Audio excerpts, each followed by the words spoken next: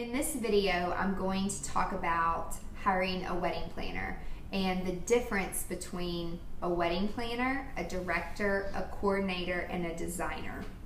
Many people use these words interchangeably, and they are very much a different function for each category.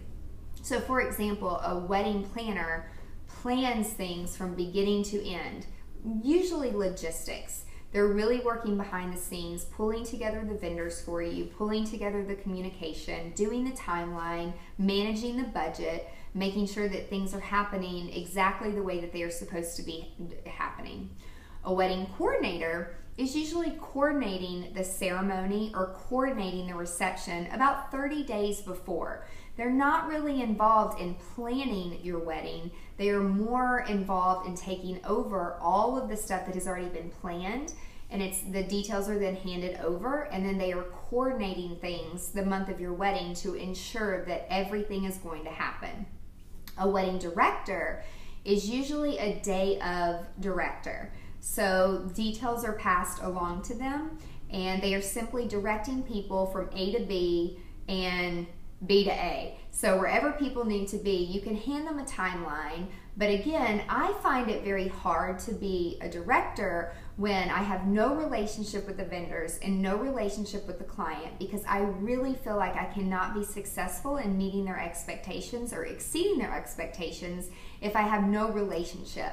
So I did offer directing in the beginning because I didn't know any better. I really didn't have a strategy in how I was going to run my company or grow my company. It happened all by complete accident.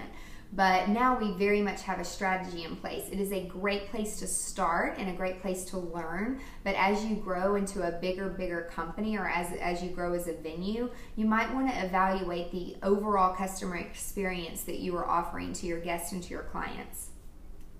A wedding designer is really on the design side of what are things truly going to look like. And oftentimes a wedding planner and a wedding designer are two different people, but then they work hand in hand. Our company offers full service. We actually do both, which there are some companies that do both, and some they just collaborate with other companies.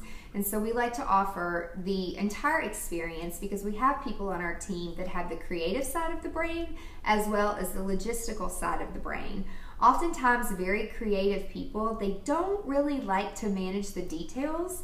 So if you have someone that has the left side of the brain and the right side of the brain, where you've got the person that loves the details and loves spreadsheets and budgets and keeping up with all of that stuff to make sure that things are ordered on time, and logistically when it comes to execution, everything is lined up perfectly. And then you have the creative person that can really just dream up whatever you can imagine and really pull a theme together for the couple so that when your guests walk into your party or to your ceremony, it really reflects who you are, as if you invited them over to your home for a dinner party. So we always try to make it a very vivid experience for all of your guests and the family and the wedding party and the bride and groom, of course.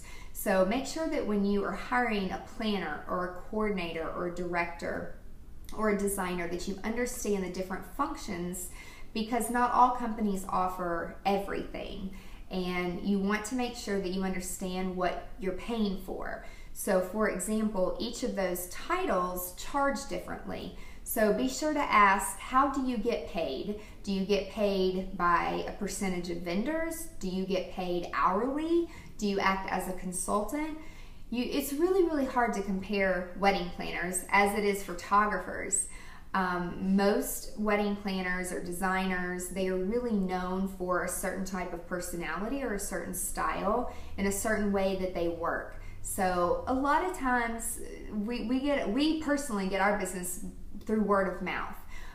We have a very specific type of client who is looking for something very unique and very much cares about the overall experience for each and every person coming to your event, where some people, they may not be as focused on that, and that's okay. That's just not our perfect client.